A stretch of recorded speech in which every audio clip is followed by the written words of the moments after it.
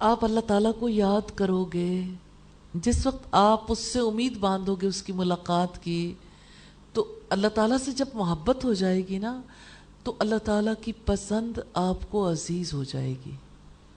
آپ چاہیں گے کہ اللہ کی پسند کے مطابق زندگی گزاریں، پھر آپ کو راستہ نہیں ملے گا سوائے اللہ کے رسول کے. پھر آپ بھاگیں گے کہ اچھا کون کون سا طریقہ تھا رسول اللہ کا جو اللہ تعالیٰ کو بہت پسند تھا. اب آپ یہ بتائیں کہ آپ ذکر کو عادت بنائیں گے ان دنوں میں انشاءاللہ؟ تو آپ مجھے ذرا اپنا پلان دیں کیسے ذکر کریں گے. ریٹن پلان آپ رکھیں، پھر میرے ساتھ ڈسکس کریں. جب آپ پلان بنائیں گے نا پھر میرے ساتھ ڈسکس کریں کہ آپ کس طرح سے صبح سے لے کے رات تک کیا ذکر کرنا چاہتے ہیں. دیکھیں آپ گول سیٹ نہیں کرتے نا، آپ کہتے ہیں میں نے کھلا ذکر کرنا ہے، تھوڑی دیر کے بعد کھلا ذکر کھلا ہو جاتا ہے، کچھ پتہ نہیں چلتا. آپ بھول بھال جاتے ہیں، آپ کسی اور ہی دھیان لگ جاتے ہیں، کیونکہ آپ کا کوئی گول ہی نہیں ہے. آپ نے کیا ٹارگٹ بنایا، کیا اچیو کرنا ہے.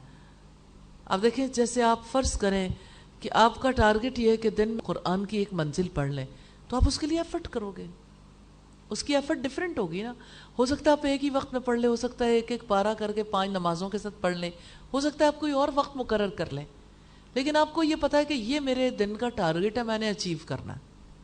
آپ دیکھیں کہ اس کے علاوہ جیسے نبی صلی اللہ علیہ وسلم نے بھی ٹارگٹ تو دیا، 33 بار سبحان اللہ، 33 بار الحمدللہ، 34 بار اللہ اکبر، تسبیح فاطمہ، کیونکہ کوئی چھوٹی سے چھوٹی چیز تو ہونی چاہیے نا. اب آپ دیکھیں کہ ایک عام انسان کے لیے تو یہ بہت اچھا ہے کہ کم از کم تسبیح فاطمہ ہی کر لے، 5 نمازوں کے ساتھ بھی اور سوتے وقت بھی. لیکن اس سے زیادہ جو کوئی کرنا چاہے اس کے لیے اللہ کا حکم تو ہے کہ اللہ کو یاد کرو، کثرت سے یاد کرنا، کثرت. وَالذَّاكِرِينَ اللَّهَ كَثِيرًا وَالذَّاكِرَاتِ، اللہ کو کثرت سے یاد کرنے والے مرد اور کثرت سے یاد کرنے والی عورتیں، اللہ تعالیٰ نے ان کے لیے اجر عظیم لکھ رکھا ہے.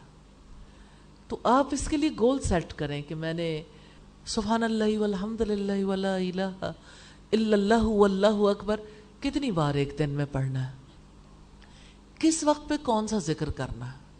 جتنا آپ اس کو آرگنائز کرنے کی کوشش کریں گے نا، آرگنائز ہو گیا پھر آپ کی عادت ہو جائے گی. لیکن آپ پہلے دن سے ہی چاہیں کہ میری عادت ہو جائے تو عادت ایسے نہیں پڑتی. نہ عادتیں آسانی سے ڈالی جا سکتی ہیں، نہ چھڑایا جا سکتا ہے، پیچھا بھی نہیں چھڑایا جا سکتا. اس لیے عادت ڈالیں اور درود شریف ضرور پڑھیں، کیونکہ ایک بار درود پڑھنے سے 10 بار اللہ تعالیٰ کی رحمت ہوتی ہے الحمدللہ.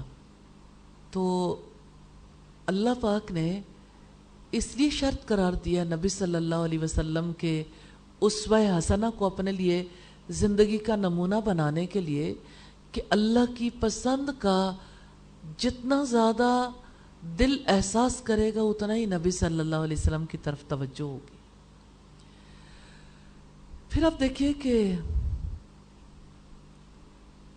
جب آپ زندگی کو سمجھنا چاہتے ہیں اور زندگی کو برتنا چاہتے ہیں تو آپ کے ذہن میں یہ آتا ہے کہ میں ایسی زندگی برتوں جس کی وجہ سے میں اللہ کی جنت میں چلی جاؤں، جس کی وجہ سے میں آگ سے بچا لی جاؤں.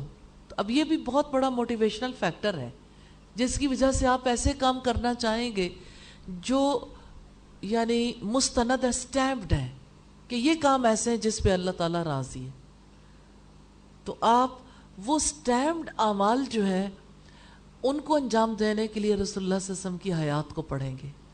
تو یہ جو بات ہے نا، اللہ تعالیٰ کی طرف سے یہ سٹیمپڈ ہے کہ یہ ہستی آپ کے لیے نمونہ ہے، ان کا طرز عمل آپ کے لیے نمونہ ہے. تو جو نبی صلی اللہ علیہ وسلم کے اسوہ حسنہ کو صحیح نظر سے دیکھے وہی آپ کے اسوہ حسنہ سے صحیح سبق لے سکتا ہے. ایک مثال ہم دیکھتے ہیں، نبی صلی اللہ علیہ وسلم نے فرمایا جو شخص اپنے مال کی حفاظت میں مارا جائے وہ شہید ہے. اس سے ہمیں یہ پتہ چلتا ہے کہ مال کی حفاظت کرنا کتنی زیادہ اہمیت کی حامل چیز ہے. اسی طرح آپ نے فرمایا جو شخص اپنے خون کی حفاظت میں مارا جائے وہ شہید ہے، جو شخص اپنے دین کی حفاظت میں مارا جائے وہ شہید ہے، جو شخص اپنے گھر والوں کی حفاظت میں مارا جائے شہید ہے۔